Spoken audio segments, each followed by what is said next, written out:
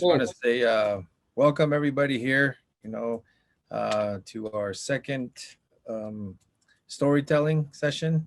We have the honor here to have Jerome, be our speaker for today's session. And I'm going to go ahead and turn it over to him and he can introduce himself and go ahead and get into your this evening's session. So thank you, Okay. Akehe, and it's all you. Yeah, I'm Jerome Kilsma. I'm from Pine Ridge Reservation in Porcupine District. It's where I'm from and born at home. And I was then my mom was too young to raise me, so she gave me away to a family in Kyle, South Dakota. And I didn't know when I arrived there. I didn't know then. I was probably too small, a baby. So I didn't remember being uh, given away to a family. But the couple who were supposed to take care of me worked in Nebraska in the fields. And so I stayed with the grandma and grandpa. And that's why I speak the old language, the old Lakota language, because the couple who raised me were born in the mid 1800s. Because by 1945, 49, uh, 50, 52, uh, they were in their 90s then. They were in their 90s. So that means they were born in mid 1800s, like 1850 or something. But that means they experienced a lot of changes. You know, they went through the Battle of the Little Bighorn, and Fetterman's Battle with Crazy Horse, Fetterman's Battle, and along the Rocky Mountains and up to Montana to the Battle of the Little Bighorn, come back to Fort Robinson, and then from there they were finally settled on the Pine Ridge Reservation, close to the Badlands, in districts. Each district has a creek, and where I was raised, Kyle, South Dakota, with that grandma and grandpa, was Medicine Root District. And so that's where I became aware that I was alive.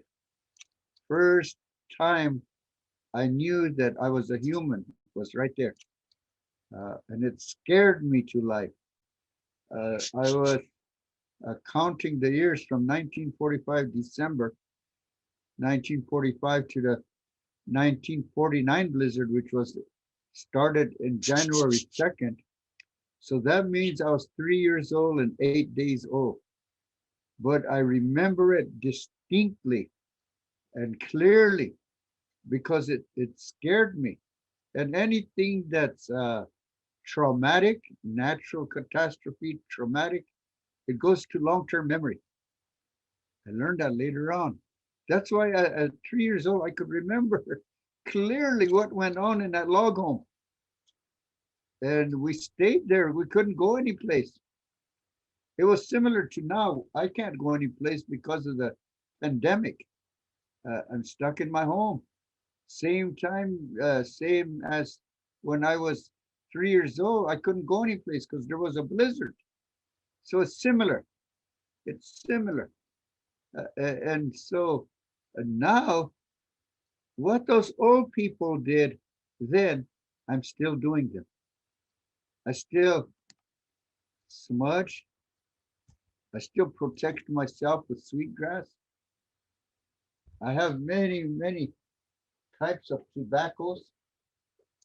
I have tobacco, the chasasa, and then they have given me a sacred tobacco, and I always carry flat cedar.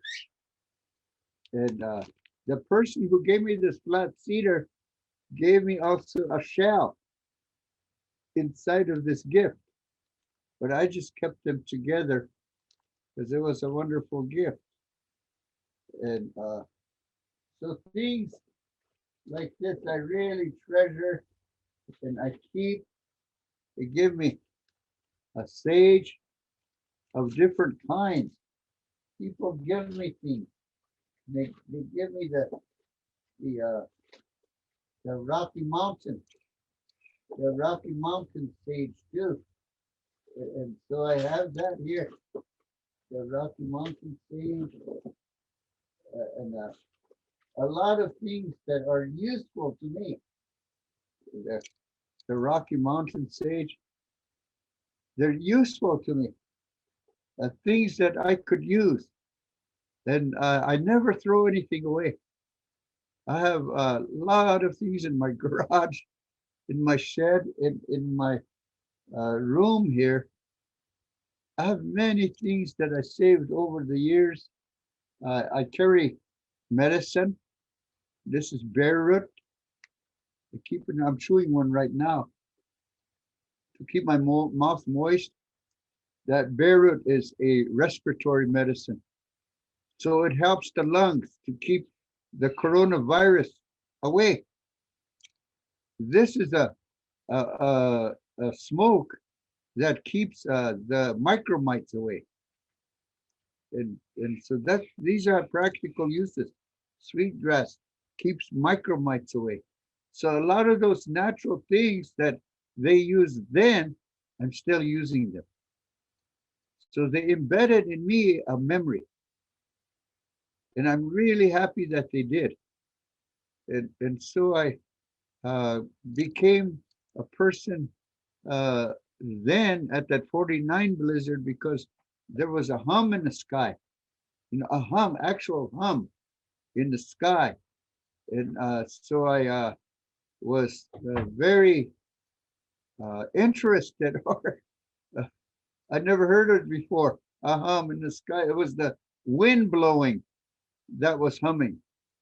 Ooh, ooh, yeah. Above the ceiling and outside, I was looking up, and then the edges of the log home was whistled.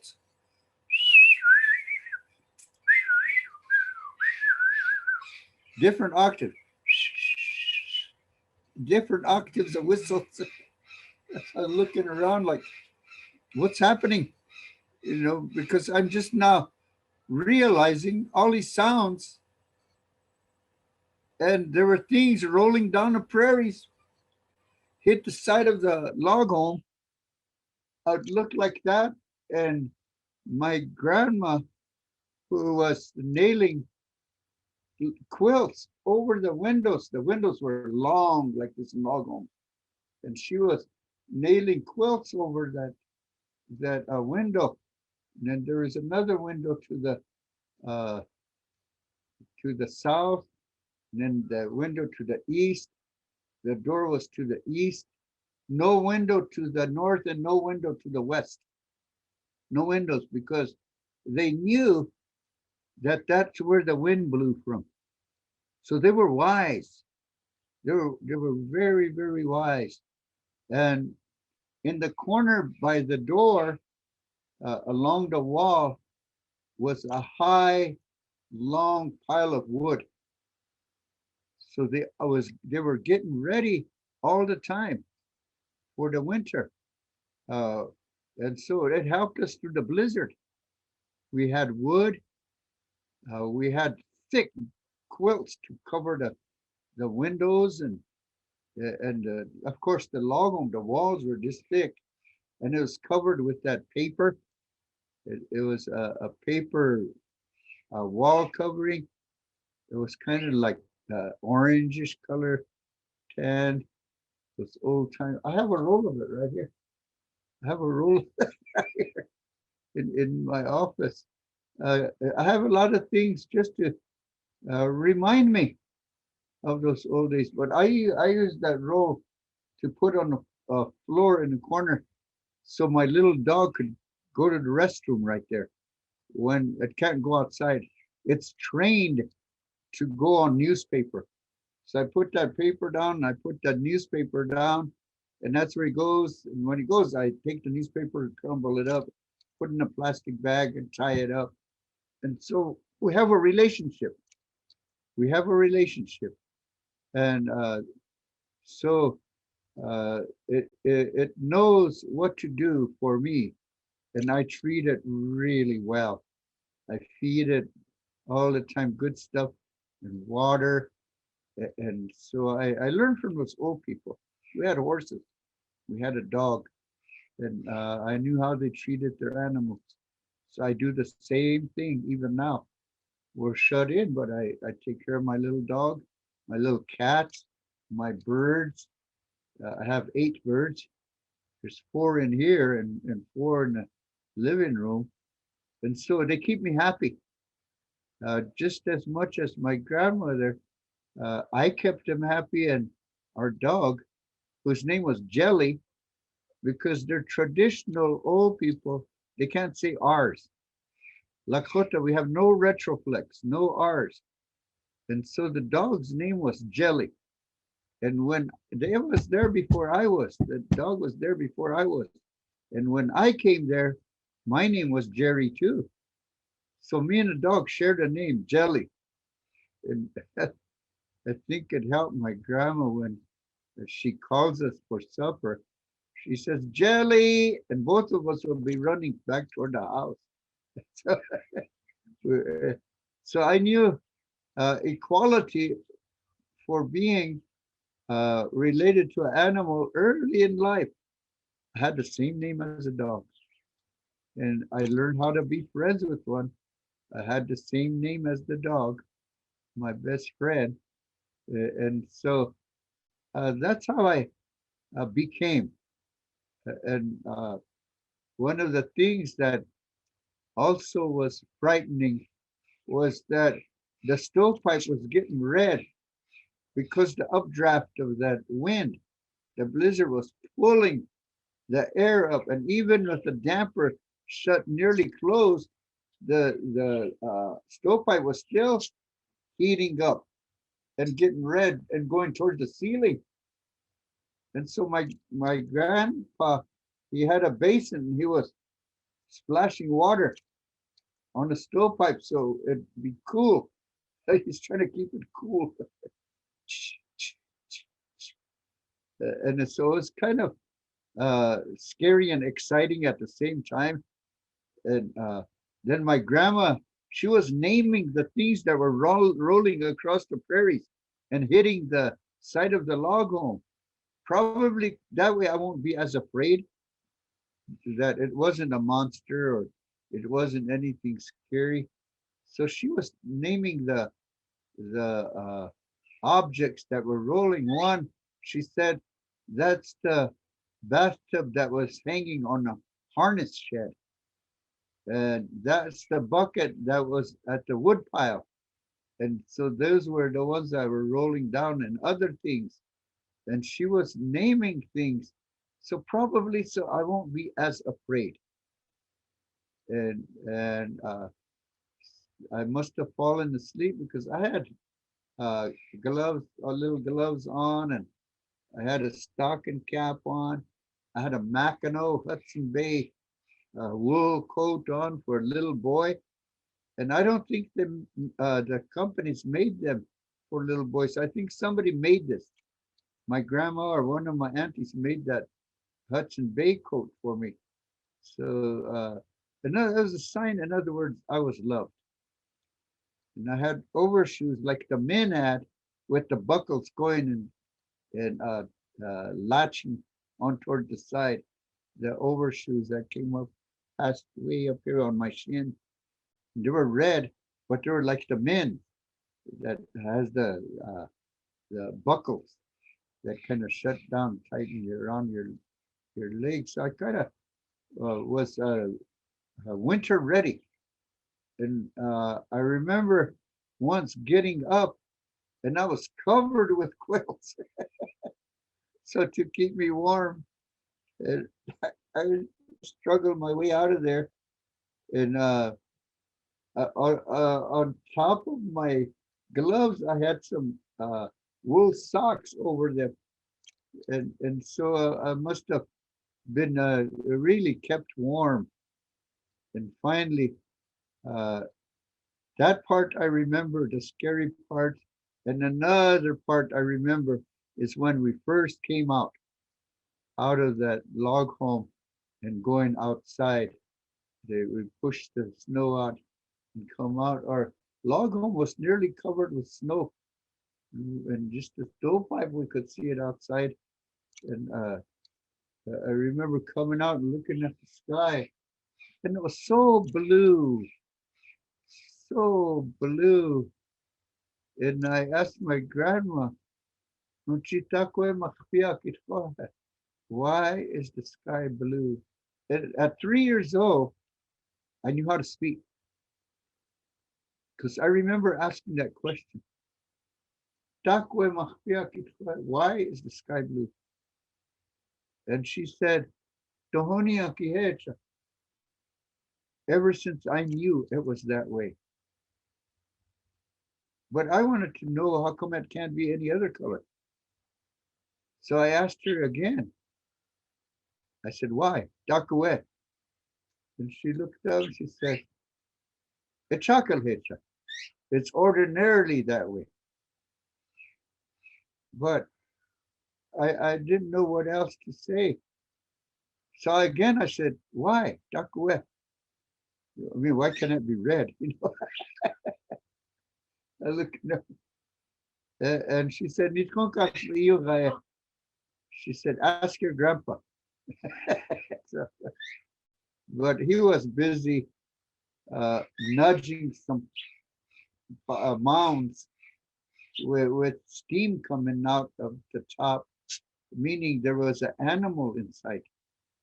So he nudged it, and a cow would stand up. Then he said, old lady, bring some water. So they knew, later on I found out cattle cannot lick snow quick enough to quench their thirst. I learned that. And so he knew they needed water. In other words, they had knowledge about the animals and about life. And so my grandma was bringing out those smaller tubs with water that had handle on it, bringing water to the cattle as they stood up here and there and gave them water. And bring some basins out, gave them water. And they stored a big barrel of water. And plus, we were melting snow too on the stove. We were melting snow so we could save our water that way. We had in a barrel. So they had life skills. They had life skills. And that's what we have to do now. We save a lot of things during this time in case we run out of things. So right now we're saving things too. And especially myself, our family, we had to feed our animals too. They're like children, but we don't have any help for our children. They don't help animals. They just help people with children. The government helps people with children, but not animals. And so we have to struggle harder than most people because I have many little animals that I take care of, and they keep me happy. That's the way I want it. I want my heart always to be good and kindly. And they teach me that. They teach me about being of service to somebody. And it helps me on a larger scale. I help people too, because these little ones teach me things. And so I really appreciated those old people. I appreciated what they taught me. They saved everything. I do too. I just went to the garage and I was looking for some 10 penny nails. I was going to make something with some nails. And I went out there to look for the nails. And I knew I had some in a coffee can. So I got this coffee can and I opened it. It was all full of buttons. I say buttons too. If my wife's gonna throw away a coat, I get the buttons and I get a needle and thread and then I tie them all together and I save even the buttons. And I save the spools from the threads that we use because my grandma did that. She saved everything because they're gonna become useful one of these days for some reason or other, I could recycle and make things. And so I always made a little cars with spools. And I put a soap on one side, and this side I put a stick, a long one, and I put a rubber band that goes to the soap, and there's a stick there, hold it. I put it on there, and then I wind the rubber band, and I put it down, and that long stick holds the spool down, and that spool takes off because of the rubber band. It runs by itself, and I was thinking that one of these days I'll take one someplace when I'm telling stories to children and show them how I used to make my own toys because I was poor. I had to make my own toys. And so finally, uh, after that, my grandpa died first. I remember, but I didn't see him being buried. I just remember he passed away and it was windy and I was outside. That's the only little part I remember is they were having a wake and I was outside in that wind. I just remember that part. And then uh, me and grandma, we moved to Gordon, Nebraska to the couple who were supposed to be taking care of me. So we moved there to Gordon, Nebraska, and they lived in a boxcar, a railroad train boxcar, but it was made into a home. And it was insulated, it had a stovepipe. It was nice. Inside, my room was way in the back, and that's where I slept. And grandma's room was next to mine, and she's always close to me. And then my adoptive parents, they had their own room. We had one huge living room, and so we were in the modern way. We're no longer in log house. We were in a boxcar, and we lived on a ranch. And so one morning, way late at night, actually, my mom, my adoptive mom, she shook me, woke me up. She said, I was still jelly. So she said, Jelly. And I woke up and she said, Santa Claus came. And I said, Tua, because I spoke mostly Lakota. I said, who? And she said, Santa Claus. I said, I've never heard of him before. Santa Claus came. Yeah, he came. Come on, come into the living room. So I went out there and grandma came too. And there was a Christmas tree in there. And it was all decorated. I looked and it was different. It was a Christmas tree, it's all decorated and these little silver things hanging on there and everything. And underneath were wrapped boxes. And so I went in there and she said, Santa Claus brought these presents and these are for you. And the rancher is the one that brought the Christmas tree and Christmas presents, our boss. He's the one that brought all of them for me and for the family. And so that was my first Christmas in Gordon, Nebraska. I never knew about Jesus or the baby Jesus. I didn't know anything like that. I didn't even know about Santa Claus. But I'm learning new things as I lived over there on that ranch. And so one thing I got was a little cork gun. It had a cork and a string on it. And when you shoot it, that cork comes out in it, but it didn't go past too far. So first thing that had to go was a string. I cut the string off. Oh, now I could see it fly. So I must have been intelligent for a little boy to take that string off. You know, I knew to do that. And I had a tricycle. So I must have been really little if I had a tricycle, you know, my first tricycle. I had a truck with a steering wheel on the roof and it turned.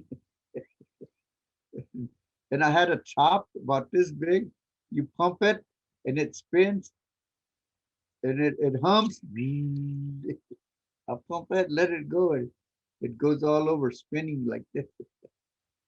A lot of things I started to see and find out that different culture, a whole different way of life. I started to learn about how different it was for me to be there. And so my playmate was Shirley Barris. That was our boss's daughter. Her name was Shirley. She always came down to where we lived to play with me. So we did things together. Uh, she brought some ice skates, and she got some that fitted me. And so that they call it Deer Creek in Gordon. That's the original word for it in Lakota, Deer Creek. That's how we knew it as Lakota people. Kakshawakpa. And it wends its way through the pasture way over, and it's curvy. And so on ice skates, it's fun to go around the curves. And after I learned to stay up, stand up straight, so I learned to ice skate. As a little tiny boy, I learned how to ice skate. I was scared, but I learned how to push myself and slide. I still fall down and stuff, but at least I was learning. At least I was learning. And so things that I had to learn as little boys do, and so we stayed there, and I learned about uh, making butter. I was a little boy, but I had things to do. So there was a jar, and it had paddles inside, and there was a little handle. You turn it, and there's gears here, and it turns the paddle inside. And I keep turning it, and that cream, it turns into butter. I sit it with my lap like this. I'll be making butter. I had some little things that I had to do. So I was working as a little boy already, you know. And when we moved to a different ranch, way out in the country, we moved to a different ranch. And there I learned how to drive a tractor, that John Deere. I was 6 years old, a John Deere tractor, hand clutch. You pull the clutch and it takes off. And it didn't have a foot feeder. It has a throttle right here. So I put it at a certain point, and it goes, tuk, tuk, tuk, tuk, tuk, it takes off. Then I could push the brake and then push the clutch in a little bit. So I learned how to drive the tractor by necessity, because the tractor I was riding it pulled a hay sled, and the men, they all the bales, they threw it on, they stack it, and when they say yeah yeah yo, I take off. Oh, and I stop, and they put the hay on. Yeah yeah yo, I take off again.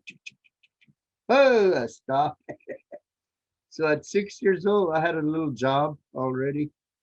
And nowadays, what would they say? Child abuse? Yeah. Children's uh, work. It's illegal to make children work nowadays, but then we worked. Not only the Lakota kids, the white kids too. They're driving tractors and putting salt out in the fields, uh, giving cake to the cattle, picking eggs, slopping the pigs. I mean, we had jobs. We worked. And I think that's why I still have a good work ethic, because I was taught at an early age how to work. And by the time I was 8 years old, I was sharpening the sickles, meaning the blades that go on the mowers for the tractor. I learned how to sharpen them. And so I had skills, and I knew every grease zert in the New Holland baler. when we got a New Holland baler. I had to grease it every morning before we go out in the field. I greased the tractors, everything, the rake. I go grease the wheels, everything. I knew every greaser and all the machinery, and so I that was one of the things I did.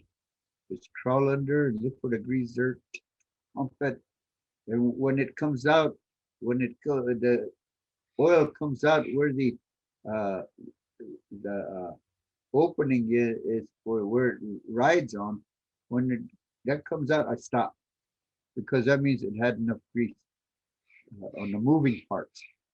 And so I started to learn how to be responsible and be watchful. And so we really took care of our machinery. I helped, I gas up the tractor before we go to the fields. I check the oil. I was taught all of these. I didn't do that myself too. Sometimes somebody else did it before I did. And they said, Jerry, we already checked the oil. We already filled up the gas. Okay, I would say. And then we go to the field. And then one time we had to ride the fence too. We call it ramrodding, riding the fence. Why do we do that? We see if any place the cattle would go underneath the fence. And if we saw some weak spots, then we have to, you always carry a plier. If you're a cowboy, you carry a plier all the time. I always had a pocket knife. If we see a place where the cattle were going underneath, we had to pull the uh, the fence lower, and then to the fence post, we take out the staple, put it lower. And over there, we put it lower so they won't get underneath this little dip. So I learned how to, you know, keep the cattle safe, so they won't go out into a different field. A lot of the pastures were meant to keep certain cattle in one pasture. The steers we kept separate from the male cows, uh, and, and the bulls. At certain times, we separate them, and so we had to really manage how. And it was easy to bring the milk cows in because the lead cow had a bell on. When it's time to come in for evening, they get caked. They get really good meals, oats and everything. So when I say, hey boss, and then the lead cow starts to come with the bell hanging, ding, ding, ding, and they're all single file coming back towards the barn. And the unbelievable thing is, they all go to their own chutes. They know which one's theirs. Each one of them went to their own chutes, and they go and start eating. Then I close the whole chute line down with one lever. It closes them in. Then I go up in the hayloft and I push down hay. I push down hay, and then I come back down. By that time, my dad's already going down the line milking the cattle. My little hands are too weak to do that. That wasn't my job yet, but I did shovel the manure that was in the trough in the middle. I pushed them outward and pile them outside, and from there, when I learned how to use the front end loader, I shoveled them up and then dumped them in a manure spreader. Then I take the manure spreader out in the fields and spread manure. And sometimes my dad did it. Sometimes I did, depending on who was more ambitious. And so we would trade off sometimes. If he's not too busy doing important things, then he comes and helps me out. And so I could go play as a child. I like to play too. And so that's the way I was really happy. And my grandma, she was still, and then finally she passed away. My grandma, she finally passed away, and I didn't see her get buried either. I don't know why they don't let me see them be buried. So sometimes I think they're still alive because I didn't see them be buried. And but I always was happy that I was placed there with those old people, and then with the next generation, the ones that took care of me next. And it was always doing something useful, always doing something useful. And so I was fortunate that I was placed with this family. Now, my mom, she had me when she was 14, so that's why she gave me away. If she kept me and I didn't have a father, I think they would have put me in a foster home someplace in the big city. They would have took me away. The government and the agency probably would have took a little boy that didn't belong to anybody. They would have fostered me out. So it's a good thing my mom took me to that family to take care of me. And so I was fortunate to be raised in Lakota homes. And I was still hidden in the ranches in Nebraska. And so I was an orphan who had family. I appreciated them raising me. And I bought my own clothes because they gave me money for driving tractors and helping out with the cattle. The boss gave me money when I was ready to go back to school at Gordon Grade School. And that's where I used to go to school. I was a little boy that went to kindergarten in Gordon Grade. And then I was in first grade. And then I was in second grade. And there were only two Indians. The rest were all white. And so uh, during the, the Thanksgiving, we had to draw the uh, Nina, Pinta, and Santa Maria, those boats that brought Columbus. I was really a good boat drawer. I really drew some awesome ships, man. I really like ships, uh, and then I wanted to be a pilot. So when we get the breakfast cereal inside the Wheaties or cornflakes, they have these little airplanes of different kinds.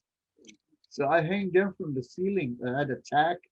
I stand on a chair and I put a string on those airplanes. I had a lot of airplanes hanging around in where I sleep. I had a ceiling full of airplanes hanging from the cereal boxes. And I knew the names of them, the German Stuka and Saber Jet and the P-47s and B-52s. I knew all the names of the airplanes as a little boy because I wanted to be a pilot. And probably I learned to read with comic books. So I read about Gene Autry and Lash LaRue, the Lone Ranger, uh, and Roy Rogers. They had comic books and Hopalong Cassidy, all those comic books. I read them. I was teaching myself how to read. My mom helped me to read, and so I started to learn how to read by comic books. And then I listened to the radio in the evenings when the scary stories came on, and the door opens when it first starts. The story starts. It goes. The door opens like that, and it was about I forgot what is it called the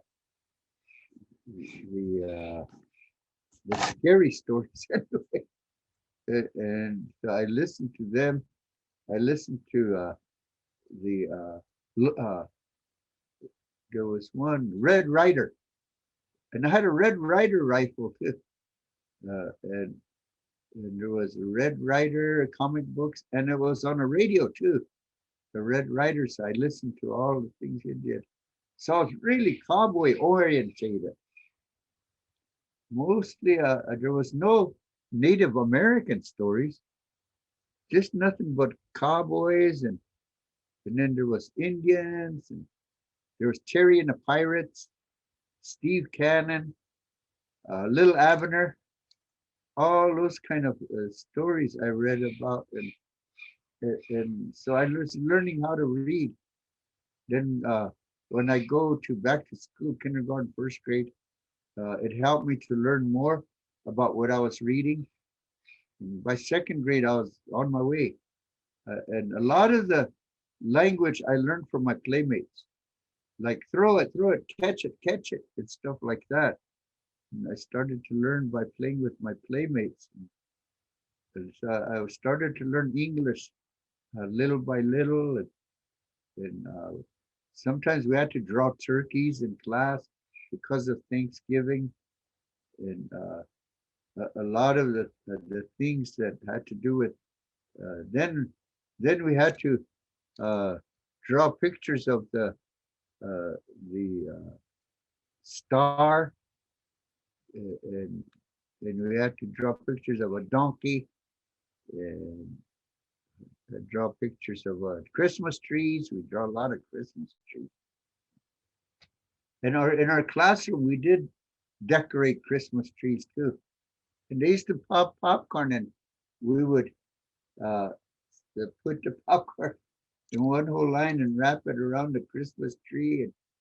And there's a lot of activity that I didn't know about, but I'm learning a different culture, a whole different way of life than what I knew in Kyle, South Dakota.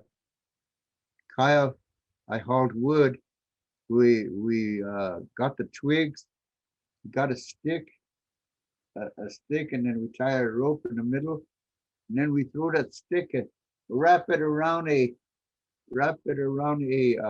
limb, and we pull it down, and that dry limb would break. And so we had a dry limb. We piled them all up in one place. And we they call it chanyukuga, cracking the wood. We throw the pull it down.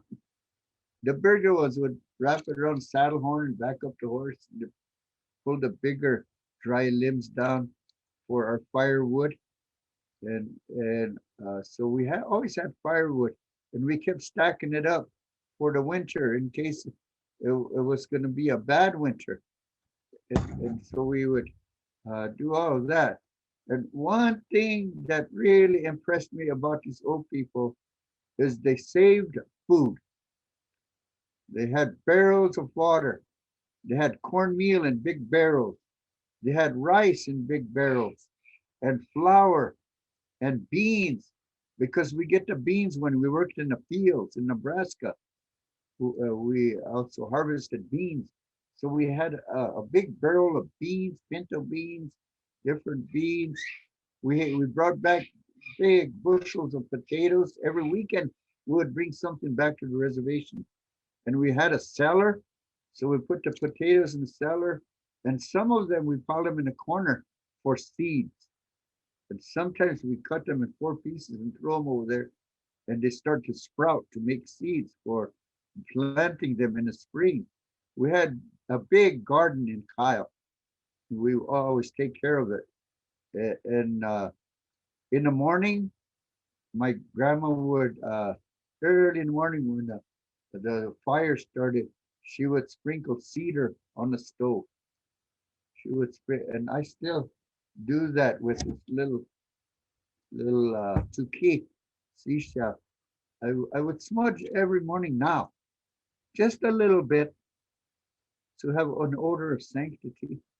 Sometimes I go room to room with this, not all the time.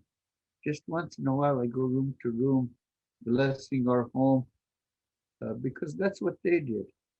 And then we had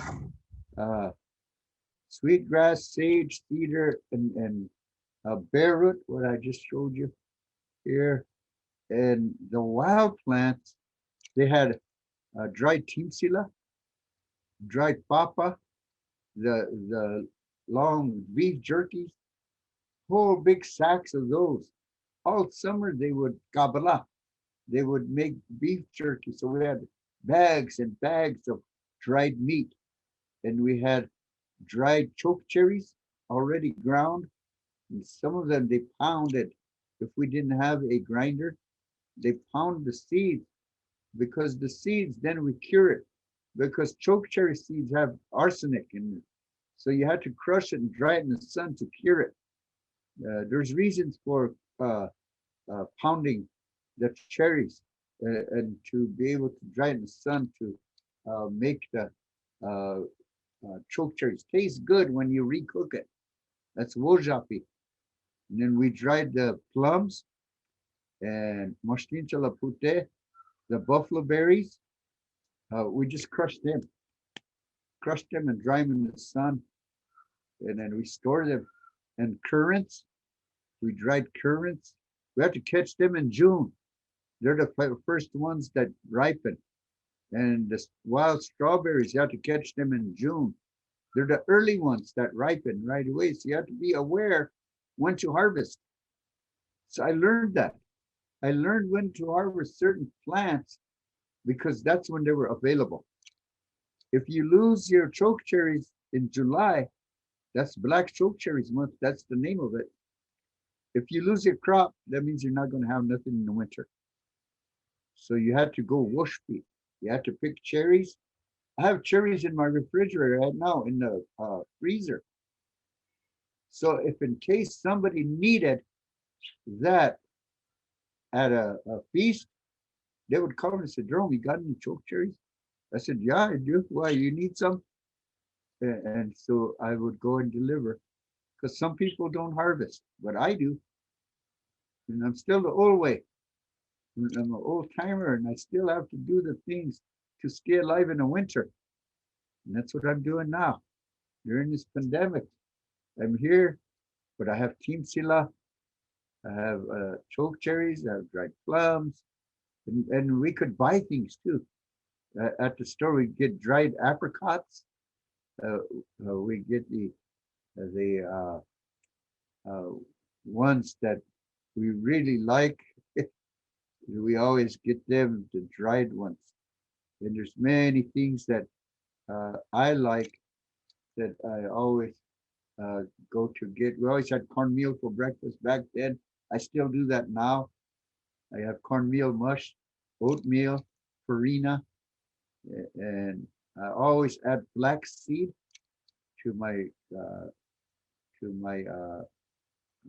the cereal and cinnamon, and I sprinkle turmeric for my joints. And so I use medicines for my breakfast. I think that I want to say that I honor those old people that left me these memories and that we still live in. And many of us do. Inherently, we don't know what we're doing sometimes, but it's because those old people did it. Sometimes we didn't know that they did, but we came this far because somebody ingrained in us and taught us how to live for a long, long time. Somebody did that for us. Each and every human being, somehow they left us these memories about cooking, about loving one another, about singing together. I want to sing an evening song for all of you. One take up.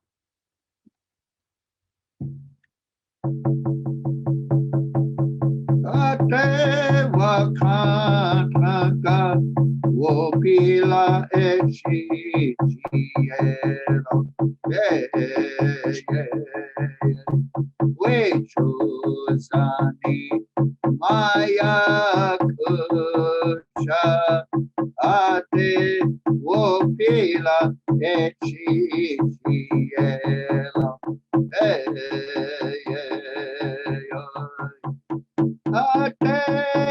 wakataka woche yeki nami jikuyeyo. Hey,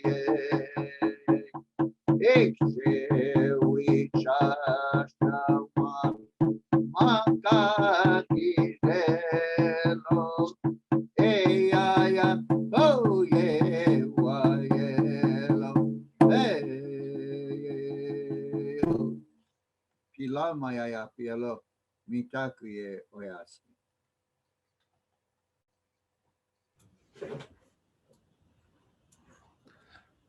Thank you, Jerome.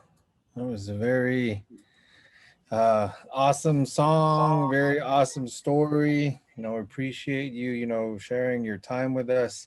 I guess we have a couple minutes here. If anybody had any questions, for Jerome, you can go ahead and ask at this time, either in the chat or just unmute yourself and ask if you have any questions for Jerome. I just wanted to say hello and thank you. You got the little boys to sit here and listen to you the whole time. Yeah, I saw them. Yeah, they were really laughing about. I said, you're 5 years behind your working schedule. Get to work, boy. He's laughing. He said he shovels snow too. Chores. Yeah, he does good chores. Chores. Thank you. Yeah. Yeah, thank you too. Good to see you. Good to see you. You too. Hopefully we'll be in person sooner than later. Yeah, that'll be nice. Melk's Camp. Melk's Camp powwow. Is there anybody else who has any questions, comments? Just thank you for talking and sharing with us. And I'm very happy that I was able to listen in on this one. It's different being able to listen to everything you're saying as it's happening rather than just watch it. So thank you for saying everything, and I'll keep everything in mind as best I can. Okay, thank you. Thank you. I want to say thank you for sharing your culture and roots, and keeps those memory within us, and the music and the dances, like everything. I'm very respect all that. And I have a question. What is the memory that you miss the most from your childhood? I think the memory that I miss from my childhood is probably the love I was shown. They showed me love in different ways, not huggy and stuff like that, but they left me things that I could use. They taught me rituals.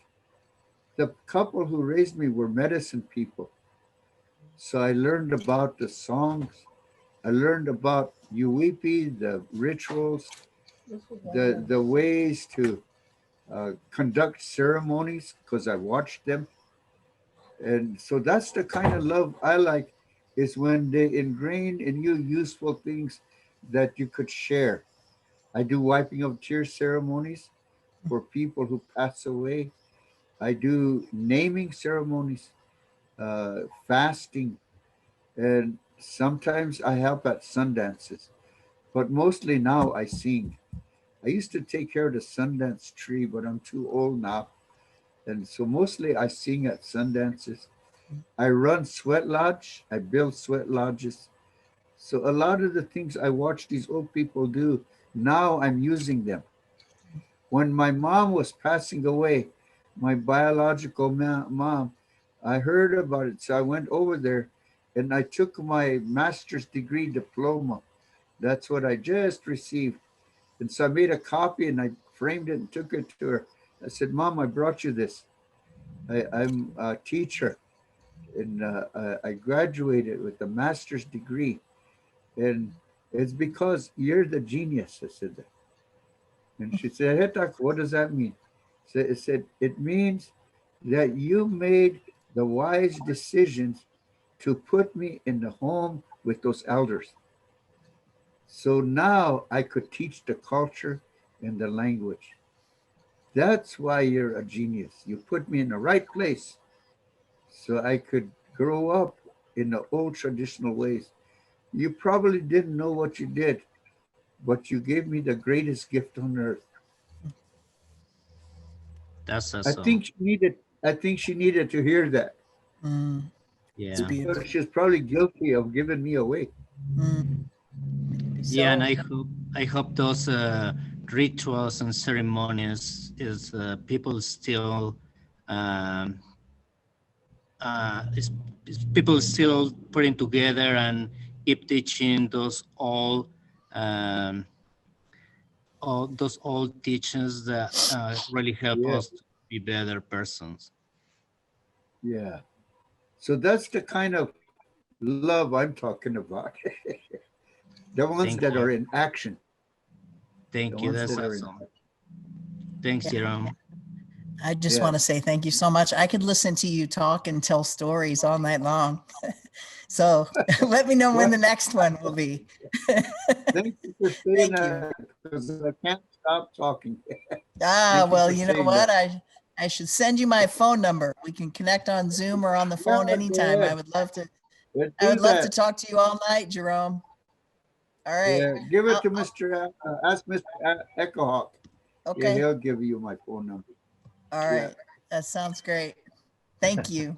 yeah. Nice to Good. meet you. You Nice to too. meet all of you. In I know in Chris already. in my Menominee I language, know I'll Paul say already. poso, which means goodbye. Poso. Watch that. Yeah. All right. Well, thank you. Thank you all for joining us today. And so looking forward to next week. We'll have Dwight Howe. He's from the Ponca Nation, and he's going to tell some stories about the Omaha and Ponca culture. And so to put this to a close, I wanted to say thank you, Jerome, again, for, Yeah. willing to tell your stories. And I'm sure, we'll have you again. Everybody Well, thank likes your you. stories and your teachings. I So would I would we'll, sure like to be presenting for you again. Thank you very much. all right, we'll see you at the next one, and I'll share your information with those that want it. So with that, everybody Yep. else, good night. Thank you. Yeah. Yeah. We'll Thank see you you. next week. Watch that.